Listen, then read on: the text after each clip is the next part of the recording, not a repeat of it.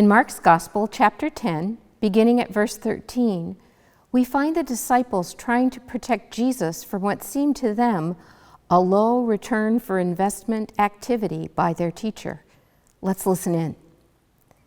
People were bringing little children to Jesus for him to place his hands on them, but the disciples rebuked them.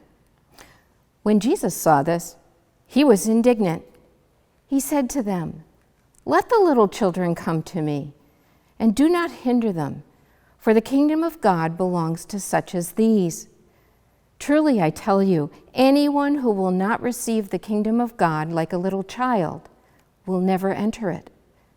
And he took the children in his arms. He placed his hands on them and blessed them. And the Apostle Paul, in chapter 3 of his letter to the Colossian Christians, is writing to people who are culturally steeped in detecting difference, as well as disappointments and failure, and who excel at putting up protective walls around themselves. Paul is urging them and us to follow God's example rather than their cultures or ours, when he says, "Therefore, as God's chosen people, holy and dearly loved, clothe yourselves with compassion, kindness, humility, gentleness, and patience. Bear with one another, and forgive one another if any of you has a grievance against someone. Forgive, just as the Lord forgave you.